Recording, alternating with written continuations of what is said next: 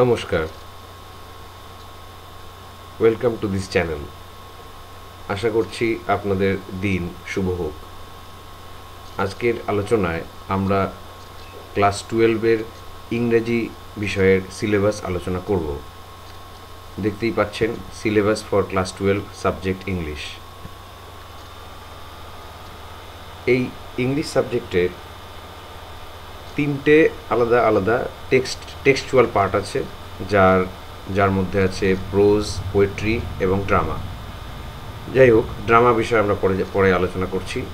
প্রোজে আছে হচ্ছে the eyes have it by Ruskin Bond, strong roots by APJ Abdul Kalam, thank you ma'am by Langston Hughes, the three questions by Leo Tolstoy. এই চারটে textual pros যে আছে, এখান থেকে আপনাকে পরীক্ষায় যে কোনো দুটো 6 নম্বরের ডেসক্রিপটিভ প্রশ্ন অ্যাটেন্ড করতে হবে। দুটো 6 নম্বরের ডেসক্রিপটিভ টাইপ কোশ্চেন হয়ে গেল আপনার 12, আর এমসিকিউ 1 নম্বরের 4টা থাকবে, আর এসএকিউ 1 নম্বরের 4টা থাকবে, হয়ে গেল আপনার 20 নম্বর। প্রোজ থেকে আপনার 20 নম্বর অ্যাটেন্ড করতে হবে। সবগুলো থেকেই কোশ্চেন থাকবে, ডেসক্রিপটিভে আপনাকে যে কোনো দুটো, আর এমসিকিউ 4টার মধ্যে 4টাই অ্যাটেন্ড করতে হবে। এসএকিউ 8টা কোশ্চেন থাকবে, তার মধ্যে যে কোনো 4টা অ্যাটেন্ড করতে হবে। চলে আসছি পোয়েট্রির দিকে। পোয়েট্রিতে কী আছে? পোয়েট্রিতে মোট 20 নম্বর থাকবে।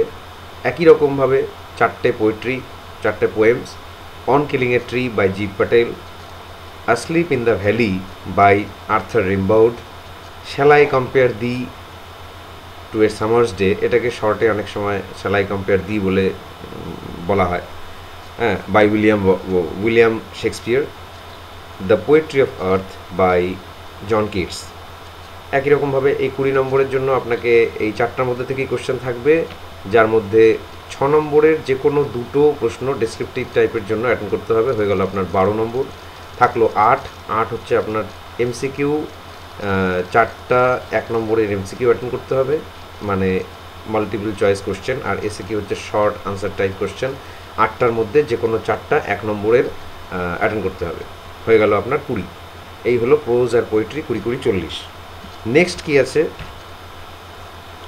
নেক্সট থাকছে আপনার র্যাপিড রিডার, যেটার মধ্যে একটাই ড্রামা আছে, আপনাকে একটাই ড্রামা পড়তে হবে, সেটা হচ্ছে the proposal, a 1 act play by Anton Chekhov. তো অ্যান্টন চেকভের 1 অ্যাক্ট প্লে বলে এটাকে, মানে একাঙ্ক নাটক যেটাকে আমরা বলি বাংলায়, দ্য প্রপোজাল। এটার মধ্যে থেকে আপনাকে একটাই 6 নম্বরের ডেসক্রিপটিভ টাইপ কোশ্চেন অ্যাটেন্ড করতে হবে, আর এমসিকিউ অ্যাটেন্ড করতে হবে 4টা। ব্যাস, এই হলো আপনার 10 নম্বর, টোটাল 10 মার্কস। হ্যাঁ, এসিকিউ টাইপ কোশ্চেন এখানে নেই। এরপরে যা আছে সেটা হচ্ছে textual grammar and vocabulary.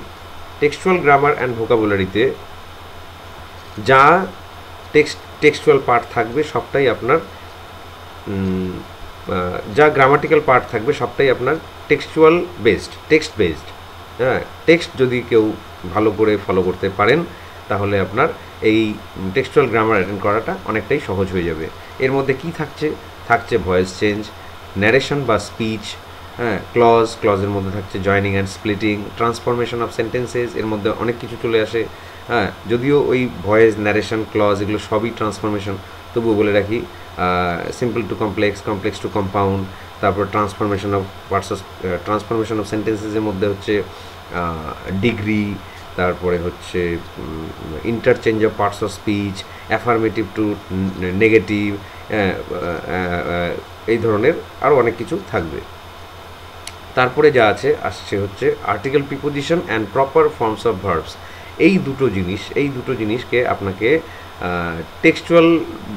Textual যে আমরা টেক্সটগুলোকে যে আমরা পড়ি, তার মধ্যে থেকে সেই টেক্সটের উপরে অনেক সময় টেক্সটের একটা প্যাসেজ তুলে দিতে পারে ফিল ইন দ্য ব্ল্যাঙ্কস করার জন্য, আর্টিকেল প্রিপোজিশনের জন্য। হ্যাঁ, ভার্বস, প্রপার ফর্মস অফ ভার্বসের ক্ষেত্রেও তাই। তো টেক্সট ফলো করাটা, টেক্সট রিডিং করাটা রেগুলারলি, সেটা খুব জরুরি। হ্যাঁ, এরপরে আসছে correction of errors. Error correction বা কারেকশন অফ এরর্স কোনটা? ওই যেটাকে আমরা ভুল সংশোধন বলি। হ্যাঁ, এর জন্য আপনাকে অপশন দিয়ে দেওয়া হবে একটাই লাইন, সেটা হচ্ছে টেক্সচুয়াল লাইন। আপনার পড়া পাঠ্য বইয়ের টেক্সটের মধ্যে থেকে একটি মাত্র লাইন তুলে দেওয়া হবে, সেখানে একটা ভুল থাকবে। সেই ভুলের সঠিকটা কি হবে, সেই সঠিক উত্তরটা কি হবে, সেটাও আপনাকে অপশনের মধ্যে দিয়ে দেওয়া হবে। অর্থাৎ বুঝতেই পারছেন যে টেক্সট রিডিং করাটা কতটা জরুরি। এরপরে কি আছে, এরপরে আসছে হচ্ছে রিডিং কম্প্রিহেনশন বা আনসিন প্যাসেজ যেটাকে আমরা বলি, থাকবে 10 নম্বর। কি ট্রু ফলস থাকবে 1 নম্বর করে 4টে, অর্থাৎ 4 নম্বরের ট্রু ফলস থাকবে। কোনো সাপোর্টিং স্টেটমেন্ট দিতে হবে না। থাকবে SAQ short answer type question 2 নম্বরের 3টে, হয়ে গেল আপনার 10 নম্বর। অর্থাৎ টেক্সচুয়াল গ্রামার অ্যান্ড ভোকাবুলারিতে 10, আর হচ্ছে রিডিং কম্প্রিহেনশনে আনসিন প্যাসেজে আর কি যেটা বলে সেটাতে 10, মানে এই হয়ে গেল 10 10 20। এরপরে যেটা আছে সেটা হচ্ছে ইএসপি বা রাইটিং স্কিল যেটাকে বলে, এটাকে আমরা এই সিলেবাসের মধ্যে ইএসপি বলবো, থাকবে আপনার 10 নম্বর। Any one of the following, দেখতেই পাচ্ছেন তার এর অর্থ কি, এর অর্থ হচ্ছে report writing, business letters and business মানে লেটার রাইটিং আর কি, যেটাকে ফর্মাল লেটার বেশিরভাগ অনেকে বলে থাকে। তারপরে আসছে হচ্ছে প্রেসিজ রাইটিং।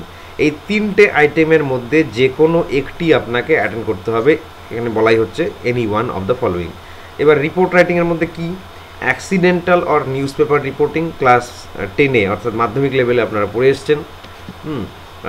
বাট মেনলি ইভেন্টস, আমরা জানি যে রিপোর্টিং নানান রকমের হয়, অ্যাক্সিডেন্টাল অথবা নিউজ পেপার রিপোর্টিং হয়, ইভেন্ট রিপোর্টিং হয়, অথবা আবার ডায়লগ রিপোর্টিংও হয়। তো মেনলি এখানে আমরা যেটা পরীক্ষায় দেখতে পাই সেটা মেনলি ইভেন্ট রিপোর্টিংটাই বেশি প্রাধান্য দেওয়া হয়। এই হচ্ছে রিপোর্ট রাইটিং। তারপরে আসছে কি, অথবা বিজনেস লেটার আর ফর্মাল লেটার্স। এবার বিজনেস লেটারের মধ্যে কি থাকবে, কি থাকতে পারে, কমার্শিয়াল অ্যান্ড পারচেজ অর্ডার্স। কোনো কোম্পানি, কোনো প্রতিষ্ঠান, কোনো লাইব্রেরি, কোনো স্কুল, কোনো কলেজ, কোনো অফিস, নানান রকমের জিনিসপত্র তাদের দরকার হয় এবং তারা বিভিন্ন ব্যবসায়িক প্রতিষ্ঠানকে সেগুলো দেওয়ার জন্য, সেগুলো সাপ্লাই করার জন্য অর্ডার দেয়। তো সেই অর্ডারটা যে চিঠিতে করে দেওয়া হবে সেটাই আপনার এখানে কমার্শিয়াল অর পারচেজ অর্ডার্স বলা হচ্ছে, যেটা বিজনেস লেটারের মধ্যে পড়বে। অর্ডার কনফার্মেশন অফ অর্ডার্স যেটাকে বলা হয়। রিপ্লাইজ টু অর্ডার্স, মানে আপনি আমাকে অর্ডার করলেন এবং আমি আপনাকে সেই অর্ডারটা সাপ্লাই করতে সক্ষম, আমার সেই সামর্থ্য আছে, তো তার জন্য সেটা জানিয়ে আমি যখন রিপ্লাই দেব, সেটাই হয়ে গেল reply to orders. Apology for delay in supply of orders, মানে আপনি আমাকে অর্ডার করলেন এবং আমি আপনাকে সেই অর্ডারটা আপনার নির্ধারিত সময়ের মধ্যে আপনাকে সাপ্লাইটা পাঠাতে পারলাম না, দিতে পারলাম না, দেরি হলো, হ্যাঁ, নির্ধারিত সময়ের থেকে বেশি সময় লাগলো, তখন আপনাকে কনভিন্স করানোর জন্য, আপনাকে জানানোর জন্য যে ক্ষমা প্রার্থনা চেয়ে যে চিঠিটা লিখতে হবে, সেটাই এখানে Apology for delay in supply of orders বলা হচ্ছে। ডিলে অর্থাৎ দেরি, বিলম্ব। তারপরে কি আসছে ফর্মাল লেটার্স কি, ফর্মাল লেটার্স যেটাকে আমরা অফিসিয়াল লেটার্স বলে থাকি, এর মধ্যে বেশিরভাগটাই ওই এডিটোরিয়ালস অ্যান্ড কমপ্লেন্টস এক্সেট্রা, এর মধ্যে এক্সেট্রা বলতে এখানে আরও টুকটাক জিনিসপত্র থাকতে পারে, সেগুলো খুব বেশি ইম্পর্টেন্ট না, বেশিরভাগটাই editorial and complaints. Editorial letter বলতে মাধ্যমিক লেভেলে আপনারা পড়ে এসছেন এডিটোরিয়াল লেটার্স।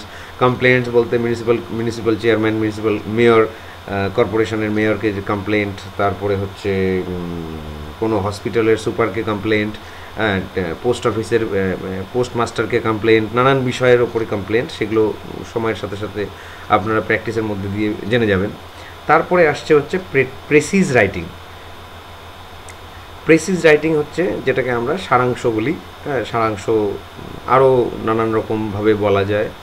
একটা প্যাসেজ দিয়ে দেবে আপনাকে, সেটা পড়ে 2-3বার পড়ে ওটার একটা সারাংশ লিখতে হবে। বেশিরভাগটাই আমরা প্রাধান্য দেই নিউজ পেপার, ইভেন্ট রিপোর্টিং, আর হচ্ছে বিজনেস লেটার আর ফর্মাল লেটার। এই 3টে জিনিসকে কভার করলে বেশিরভাগটাই পরীক্ষায় কমন হয়ে যায়, মোটামুটি ব্যবস্থা হয়ে যায় লেখার মতো। হ্যাঁ, এরপরে কি আসছে, এরপরে আসছে প্রজেক্ট ওয়ার্ক। আমরা আচ্ছা, এখন পর্যন্ত আমরা 80 নম্বরের সিলেবাস কভার করে ফেলেছি, থাকলো 20 নম্বর। এই 20 নম্বরের জন্য আপনাকে প্রজেক্ট বা অ্যাসাইনমেন্ট দেওয়া হবে, যেটা নাকি 1000 থেকে 1500 শব্দের মধ্যে লিখতে হবে। হ্যাঁ, থাকবে 20 নম্বর। এটা ইন্টারনাল অ্যাসেসমেন্টের মধ্যে ফেলা হয়, অর্থাৎ আপনারা যা তৈরি করবেন সেটা স্কুল আপনার সাবজেক্ট টিচাররাই দেখবে এবং আপনাকে মার্কস দেবে। এইবার এর মধ্যে কি কি থাকছে, টপিকস ফর প্রজেক্ট কি, any one of the following, মানে এই যে পয়েন্টস দেখতে পাচ্ছেন এর মধ্যে যে কোনো একটি আপনাকে দেওয়া হবে।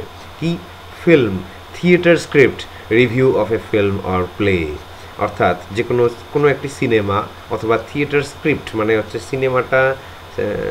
সিনেমাটা তৈরি করার আগে আমরা ওই পরিচালক, হ্যাঁ, যেটা আমরা ডিরেক্টর প্রডিউসার বলি, হ্যাঁ, তাদের হাতে যে পাণ্ডুলিপির মতো যে অংশটি থাকে সেটাকে স্ক্রিপ্ট বলে, সেটাই থিয়েটার স্ক্রিপ্ট। তো আগেকার দিনে যখন থিয়েটার হতো, যখন সিনেমা হল চালু হয়নি, হ্যাঁ, তখন ওই থিয়েটার স্ক্রিপ্ট দেখে দেখে অভিনয় করা হতো। যাই হোক, হ্যাঁ, এবং তারপরে কি, review of A film or play, কোনো একটা নাটক অথবা সিনেমার রিভিউ, অর্থাৎ আপনাকে রিভিউ লিখতে হবে, কেমন হয়েছে, কোথায় ত্রুটি, কোথায় ভালো, ইত্যাদি। তারপরে কি আসছে, interview of an eminent personality. হ্যাঁ, এমিনেন্ট পার্সোনালিটি হচ্ছে স্বনামধন্য কোনো ব্যক্তিত্বের ইন্টারভিউ নিতে হবে এবং সেটা কাল্পনিক হবে।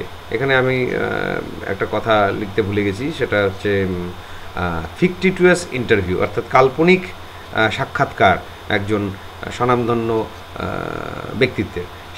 সেটা তারপরে কি বলছে, কারেন্ট হতে পারে আর হিস্টোরিক্যাল হতে পারে, মানে বর্তমানে তিনি জীবিত আছেন এবং তিনি তার কর্মজীবনের মধ্যে আছেন, হ্যাঁ, তেমন হতে পারে, আবার হিস্টোরিক্যাল মানে ঐতিহাসিক কোনো ব্যক্তিত্ব হতে পারে। মিনিমাম 20 কোশ্চেন্স অ্যান্ড আনসার্স, অর্থাৎ এই যে ইন্টারভিউটা আপনি লিখবেন, হ্যাঁ, সেখানে প্রশ্ন উত্তর থাকবে, আপনি প্রশ্ন করবেন, উনি অপর দিক থেকে উত্তর দেবেন। তা এই প্রশ্ন উত্তর অন্তত আপনাকে 20টি প্রশ্ন এবং 20টি উত্তর আপনাকে দিতে হবে। তারপরে কি আসছে, Indianisation of an English novel short story, অর্থাৎ ভারতীয় রূপ, কিসের, একটা ইংরেজি উপন্যাস অথবা ছোট গল্পের ভারতীয় রূপ। আমরা ভারতবর্ষে যেরকমভাবে সাহিত্য পাঠ করি, যে সাহিত্য চর্চা করি, সেইভাবে একটা ইংরেজি উপন্যাসকে অথবা ছোট গল্পকে রূপ দিতে হবে। হ্যাঁ, সেটা নিশ্চয়ই বাংলায় না, সেটা ইংরেজিতে। যাই হোক, তারপরে কি বলছে, changing the background, time, social context or play of A play, pros, short story, registering the behavioural changes of the characters in accordance with the changed scenario. অর্থাৎ কি, changing the background, time, social context of A play, pros or short story, এটুকুর মানে কি বোঝা যাক, একটা নাটক অথবা প্রোজ, অর্থাৎ গল্প বা প্রবন্ধ হতে পারে, শর্ট স্টোরি ছোট গল্প হতে পারে, তার যে সময়, ব্যাকগ্রাউন্ড মানে পটভূমি, হ্যাঁ, সময়, সোশ্যাল কনটেক্সট মানে সামাজিক যে কাঠামের ওপর যে গল্পটা তৈরি হয়েছে, দাঁড়িয়েছে, সেটাকে যদি আমি পাল্টে দিই, অর্থাৎ ব্যাকগ্রাউন্ড পাল্টে দিই, সময় পাল্টে দিই, হ্যাঁ, ফর এক্সাম্পল হচ্ছে একটা কোনো গল্প যদি ব্রিটিশ শাসনের মধ্যে থেকে থাকে, ব্রিটিশ শাসনকালের যদি কোনো গল্প হয়, সেই গল্পটাকে আমি যদি ব্রিটিশ শাসনকালের পরিবর্তে আমি যদি মোঘল যুগের মধ্যে সেই গল্পটাকে কল্পনা করি, তাহলে তার মধ্যে কি কি পরিবর্তন আসবে। হ্যাঁ, আমি একটা এক্সাম্পল দিচ্ছি। এছাড়াও short story, registering the behavioural changes, এটা যেটা আমি বললাম যে behavioural changes of the characters, তার চরিত্রগুলোর মধ্যে কি কি ধরনের চারিত্রিক পরিবর্তন আসবে সেইগুলোকে লিপিবদ্ধ করতে হবে, সেইগুলো নোট ডাউন করতে হবে, in accordance with the changed scenario. যাই হোক, এটাই হচ্ছে মূল বক্তব্য। এই যে কটা, 1 2 3 4টা টপিকের মধ্যে যে কোনো একটি আপনাকে অ্যাটেন্ড করতে হবে, সমস্ত ইনস্ট্রাকশন স্কুল থেকে দিয়ে দেওয়া হবে। হ্যাঁ, বাড়িতে বসে তৈরি করবেন, নিজে রিসার্চ ওয়ার্ক করবেন, আমি যতটুকু হেল্প করার করব। তারপরে কি আসছে, তারপরে এই তো, হ্যাঁ, এই হচ্ছে আমাদের সিলেবাস এবং কোশ্চেন প্যাটার্ন আমি আপনাকে বলে দিলাম। হ্যাঁ, পছন্দ হলে, ভালো লাগলে শেয়ার করবেন, লাইক করবেন, সাবস্ক্রাইব করবেন।